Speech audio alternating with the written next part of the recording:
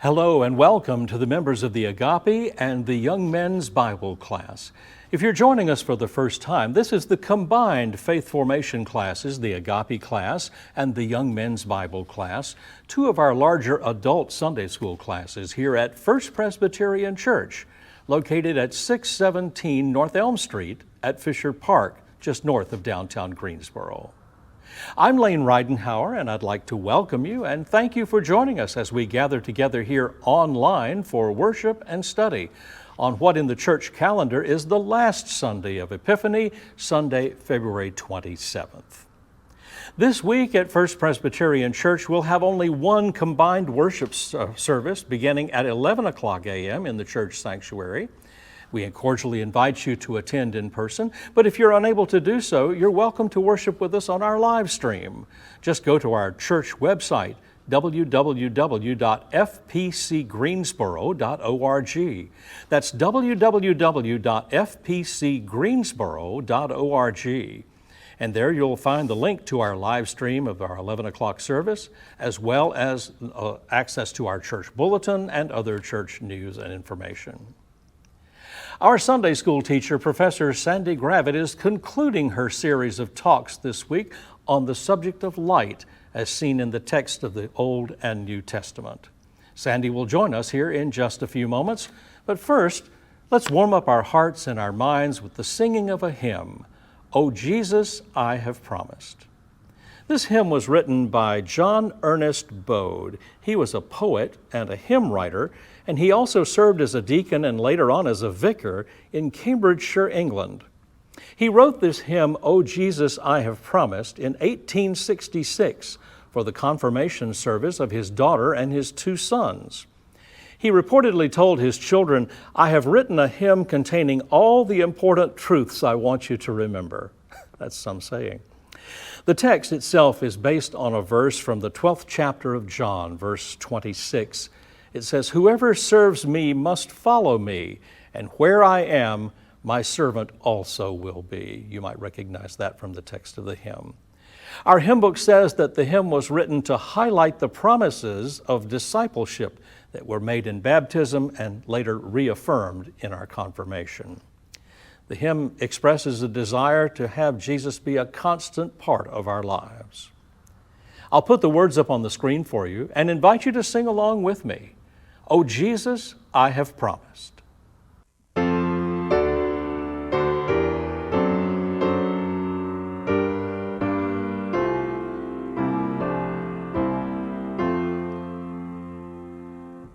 O Jesus, I have promised to serve Thee to the end. Be Thou forever near me, my Master and my friend. I shall not fear the battle if Thou art by my side, nor wander from the pathway if Thou wilt be my guide. Oh, let me feel Thee near me, the world is ever near. I see the sights that dazzle, the tempting sounds I hear. My foes are ever near me, around me and within. But Jesus, draw Thou nearer and shield my soul from sin. Oh, let me hear Thee speaking in accents clear and still. above the storms of passion, the murmurs of self-will. Oh, speak to reassure me, to hasten or control. Oh, speak and make me listen, thou guardian of my soul. O Jesus, thou hast promised to all who follow thee, that where thou art in glory, there shall thy servant be. And Jesus, I have promised to serve thee to the end. Oh, give me grace to follow my Master and my friend.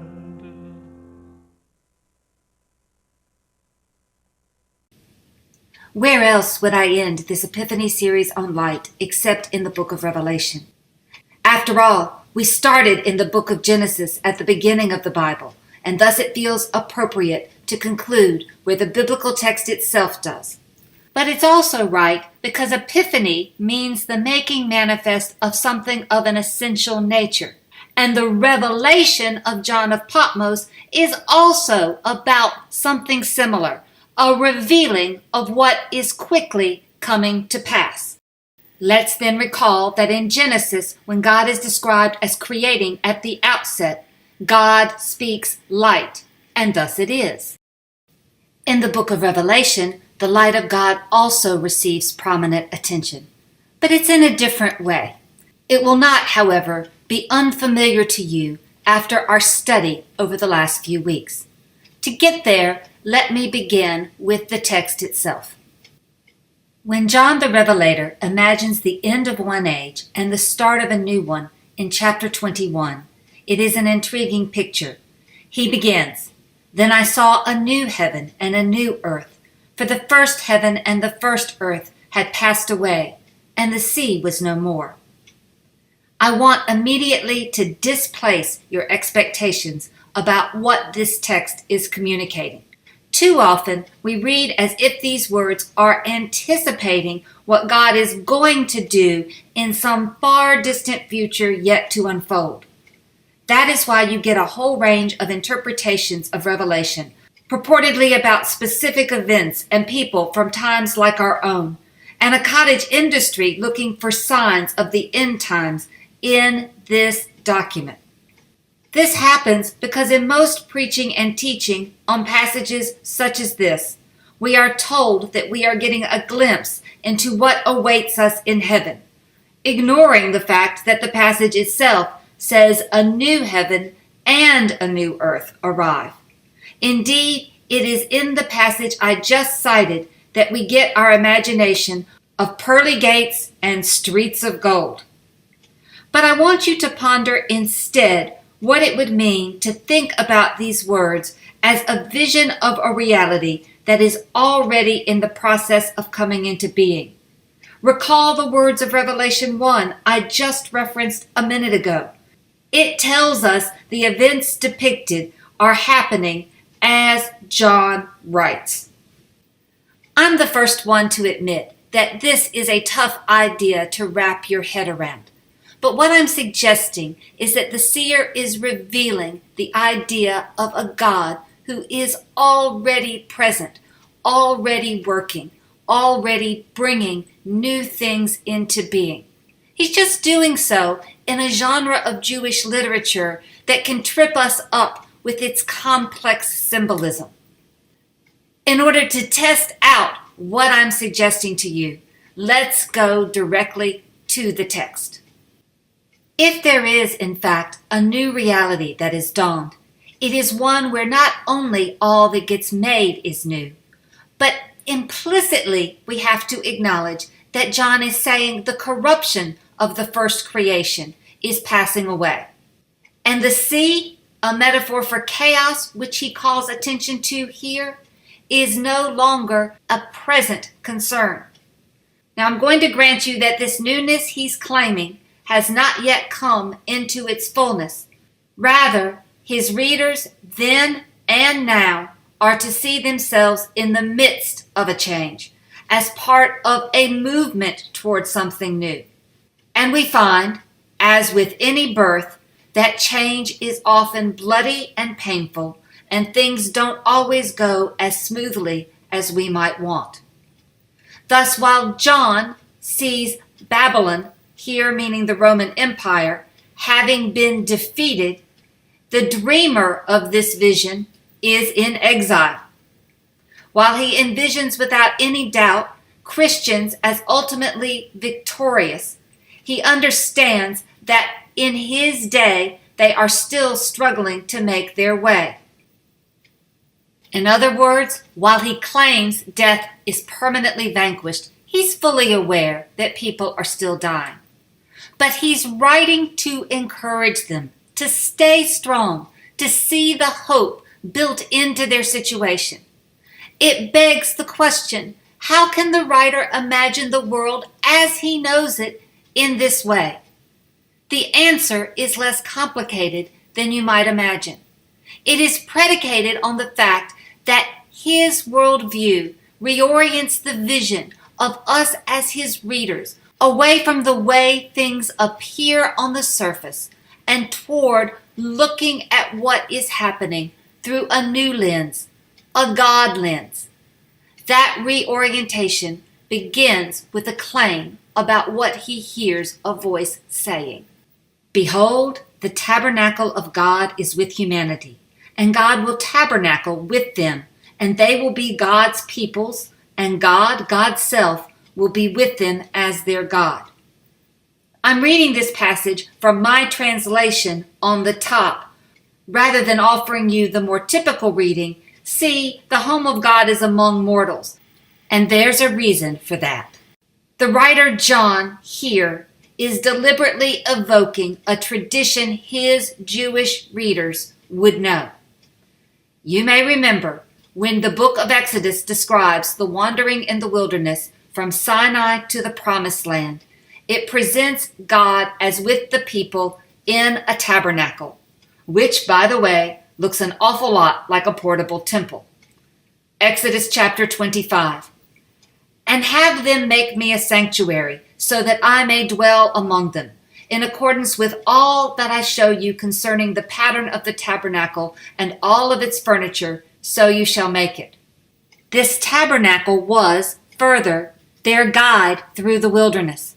Look at Exodus 40. The cloud covers the tent of meeting, and the glory of the Lord fills the tabernacle. But when the cloud is taken up from that tabernacle, the Israelites know it is time to set out on the next stage of the journey. The word here for tabernacle is mishkan in the Hebrew. It is derived from the verb shakan, which means to abide or to dwell, in the sense that one settles down or even encamps. But there's this tug, this conflict in the concept. While the verbal root and thus the noun can suggest the idea of staying put, it's a tent that is the dwelling place and not a building. That is, there's always the possibility for mobility, and that mobility holds open the possibility of changing as the circumstances change. Likewise, in the Greek of the New Testament, as in the passage in Revelation, we get the verb skenoo, which literally again means to pitch one's tent. There's a presence indicated to be sure, but again, it's a presence capable of motion when necessary. There's no being confined here. How like the God we encounter in the biblical material that notion is.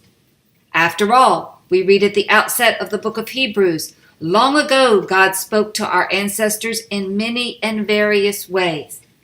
But then he goes on to say, in these last days, God has spoken to us by a Son. It is not all that different from how the Gospel of John, a different John as the writer here, talks about Christ in chapter 1.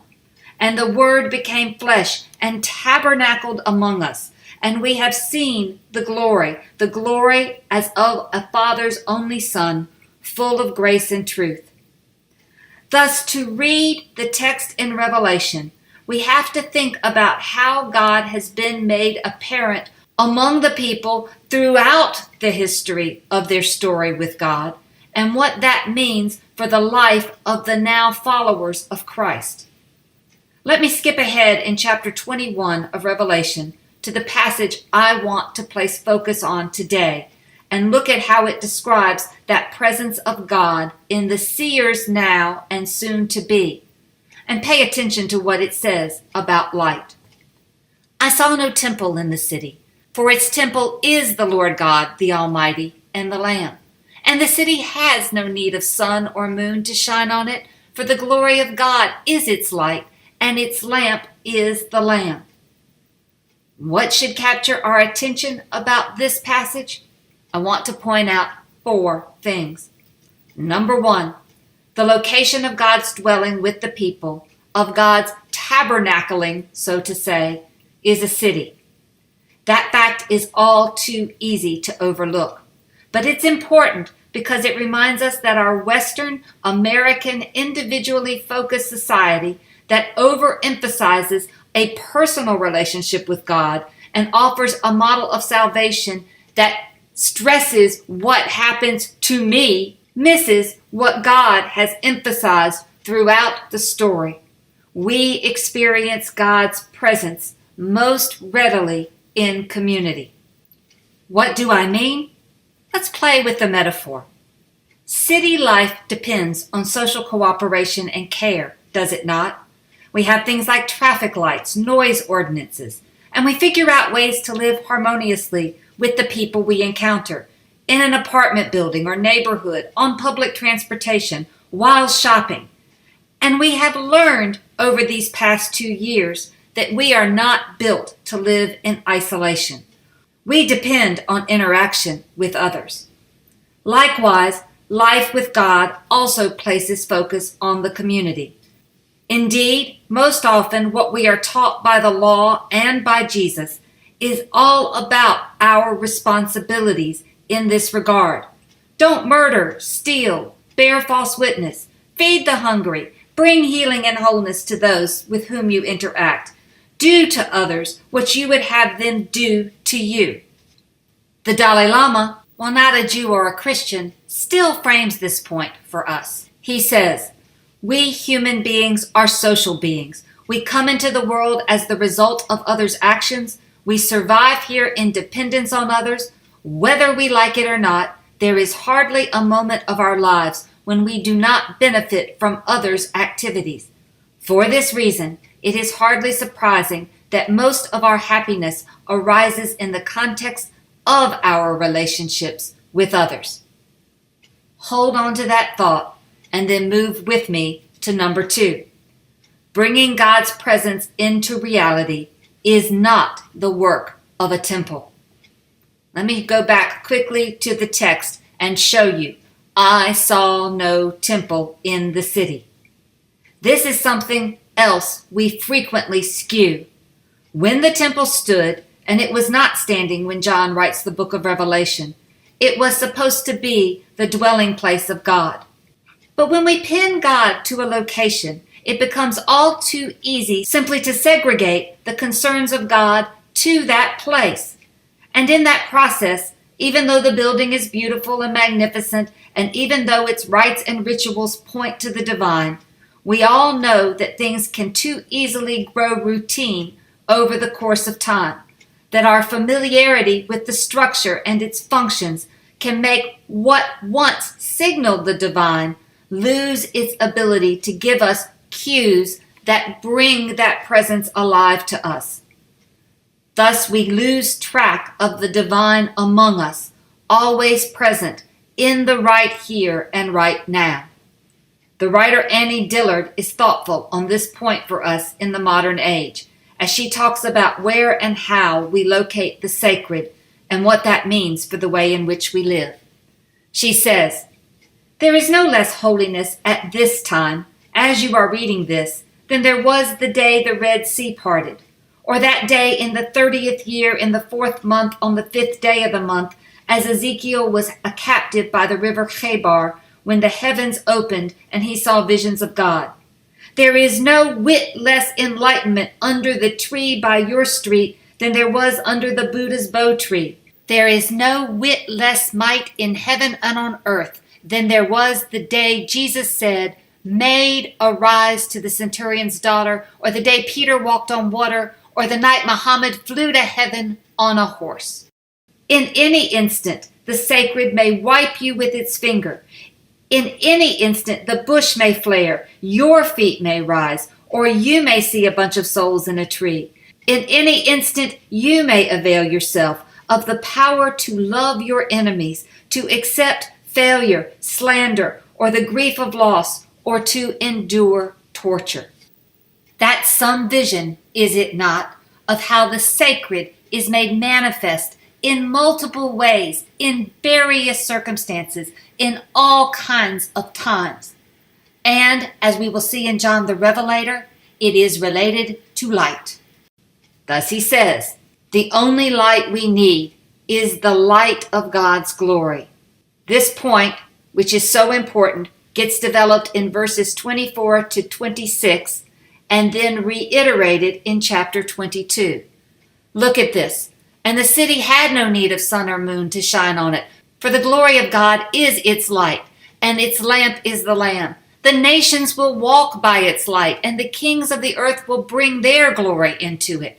Its gates will never be shut by day, and there will be no night there. People will bring into it the glory and the honor of the nations. And there will be no more night. They will need no light of lamp or sun, for the Lord God will be their light, and they will reign forever and ever." I have made this point already in a myriad of ways throughout the series, but here's the key. When the people who say they are the people of God live as God invites them to live, light results. If Jesus is the light of the world, we are also its light. Notice again, I'm talking about people in a collective sense. Every individual is not living simply to attain their own connection to God, but that individual effort is part of building the community of God. And in this context, what is that light? Well, just to put a finger on some of what comprises it, we're talking about a community where the standards of interaction are justice and righteousness and mercy and forgiveness and love. Who wouldn't want to exist in a place that realizes those things? A place where this kind of light exists. In this context, however, it has to prompt us to ask, how can this John, this man in exile, this man who knows all too well in his time the ability of rulers and their armies to inflict harm, the pain that can be caused by all kinds of behaviors in communities and in families and between individuals, then talk about God's presence as taking away death and mourning and crying and pain? How can that be a present reality, that these things will have passed away? I think Henry Nouwen, the writer and theologian, helps us with this reframing the best when he says, people who have come to know the joy of God do not deny the darkness, but they choose not to live in it. They claim that the light that shines in the darkness can be trusted more than the darkness itself, and that a little bit of light can dispel a lot of darkness. They point each other to the flashes of light here and there, and they remind each other that they reveal the hidden but real presence of God. They discover that there are people who heal each other's wounds, forgive each other's offenses, share their possessions, foster the spirit of community, celebrate the gifts they have received, and live in constant anticipation of the full manifestation of God's glory. While by this point in the Revelation, we see John talking about that full manifestation as well on its way, there is still one big final hint that he is completely aware of how that first world shapes this one. And that brings me to my fourth point. John calls the Lamb, or Christ, the Lamb. Here again is the text. To understand why this is important, we have to recognize exactly what that means. And that entails going back to our first encounter in the book of Revelation with the Lamb. It is in Revelation chapter 5, when there is a search going on for someone who is capable of opening a certain scroll and breaking its seals. We then read, "One of the elders said to me, 'Don't weep. The Lion of the tribe of Judah, the Root of David, has conquered. He can open the scroll and its 7 seals.'" And your first thought is like, yay, a powerful conqueror. The fiercest of all beasts is on hand to do the work.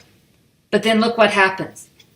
"I saw between the throne and the 4 living creatures and among the elders a lamb standing as if it had been slaughtered." That's the Lamb that can do this work. This image of the Lamb that has been slaughtered, as well as the blood of the Lamb, recur in many places throughout the book of Revelation. And I don't want us to neglect to grapple with this image, because we are hearing the crucified Christ, the Lamb of God who is slaughtered, is the instrument that most clearly conveys the glory of God in the form of light. That's a lot to take in. German theologian Jürgen Moltmann has a whole book on the crucifixion and theology, and I'm going to borrow some of his ideas here. And I'm owning up front that I'm not sure I completely understand his thinking any more than I would say I understand all the mysteries of God. Still, I find him provocative on the point I want to make here. He says, and I think he's absolutely right, Christians who do not yet have the feeling that they must flee the crucified Christ have probably not yet understood him in a sufficiently radical way. That thought applies nowhere more strongly than here. As we are talking about the new heaven and the new earth and this glorious victory of all that God is, and we are basking in this light of the eternal. In that setting, who wants to look at something as ugly and vicious and painful as Christ dying on the cross? But Moltmann is telling us we can't avoid doing so in the same way that John the Revelator is. Because in this amazing moment, we find that beautiful light to be nothing other than the crucified Christ. And here is why that's important. Moltmann points out that the resurrection we so often talk about does not, as our theology often tries to do, annul the crucifixion and all of its ugliness. It cannot, because if it did, it would undercut everything that God was accomplishing. What then are we to make of this crucified Lamb of God as light? Well, Moltmann tells us. The cross is the form of the coming redeeming kingdom, and the crucified Jesus is the incarnation of the risen Christ. In the crucified Jesus, the end of history is present in the midst of the relationships of history. Therefore, in him can be found reconciliation in the midst of strife and hope for the overcoming of strife. What he's reminding us, and I've deliberately put Chagall's Yellow Crucifixion over to the side because Moltmann talks about that as one of his inspirations for this book, is that the light of God's glory has to include God's suffering. Indeed, it is the suffering of God that is light, because in that suffering we are finding our way out of the most persistent forces that block people and communities from what God offers. And what God is offering is liberation, wholeness, healing. God with us. But God is with us, not out there somewhere, but most fully in the struggle, on the cross. And thus, Epiphany, the light, gives way to Lent. We will move forward in our thinking from this light into the darkness that is coming, knowing that those shadows, knowing that that darkness is an inevitable part of moving toward the light. We can reorient our understanding of these shadows and this darkness the same way that John the Revelator does. We can know that the light that shines on us, the eternal light, is always God present in the worst of our moments, in the most bitter of our struggles, in our deepest pain. And thus we will walk in this next season in the shadow of the cross of God. Thank you for walking with me through the season of Epiphany and in this study of light. We are going to turn to the shadows for 4 of the Sundays of Lent. I look forward to being with you then.